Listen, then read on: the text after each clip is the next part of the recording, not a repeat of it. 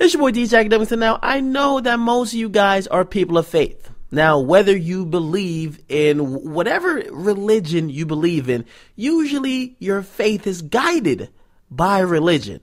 And now with religion usually comes these religious figures that are supposed to lead you and help guide you on the right path. Now, we have an Alabama Baptist church pastor who has confessed. He confessed in front of his congregation that he knowingly exposed women of his congregation to HIV by raw dogging them within the actual church. Now, he actually now is ill with AIDS, so his illness is actually upgraded.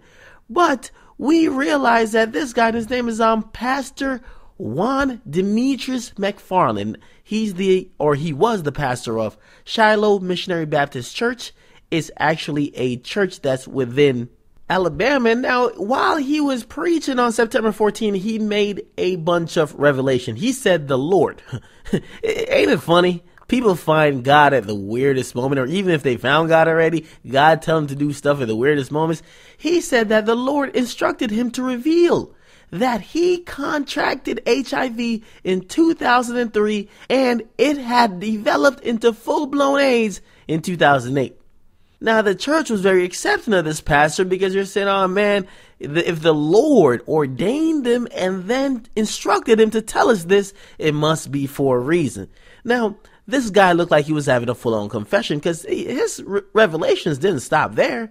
He then even took the support of the church to even disclose within the next couple weeks. Like each Sunday he was dropping secrets. So the next week he said, I just want to let you know that I have failed the church. And the way I failed the church is that I kind of misappropriated the funds. So whatever tithes you're giving, whatever offerings, I kind of used it, spent it on some side chicks and some other stuff. Don't worry about it. But I am confessing to you guys. The Lord instructed me to tell you that.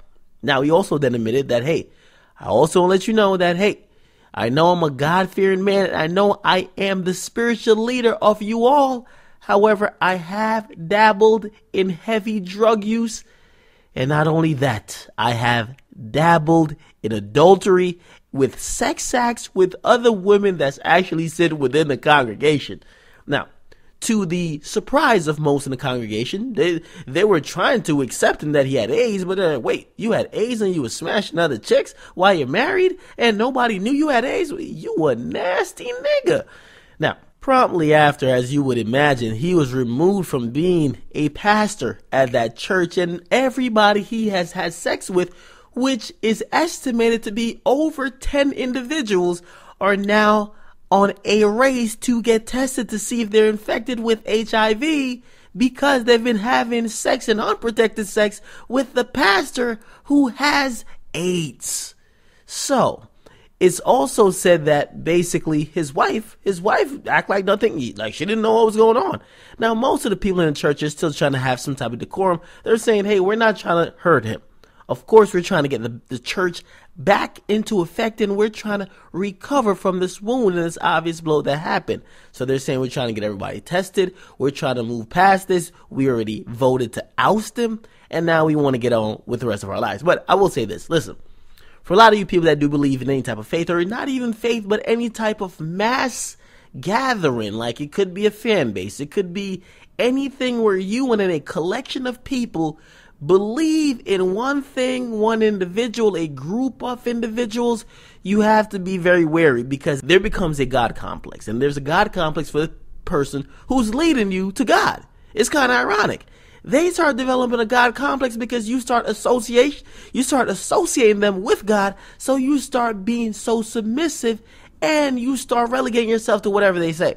So if they say jump, if they say, hey, the Lord told me to fuck you, you're going to do it. So it's one of those things where people have to be very aware. Now, this guy, he is liable to be charged in Alabama. Unfortunately, if you give somebody AIDS in Alabama, it's only a Class C misdemeanor if it's proven in court. So he might be arrested and might be charged with all this, but he hasn't officially been charged because, of course, just saying something at your church doesn't mean officially the police will arrest you. They got to investigate. They got to get at least some type of facts to go with an arrest.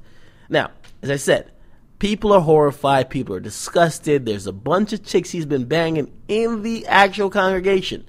And I'm really wondering, because I've heard too many stories like this, how are these pastors really doing it? Because a lot of these pastors, yeah, they might be initially drawn to reverence, to be a leader by spirituality, by their love for God.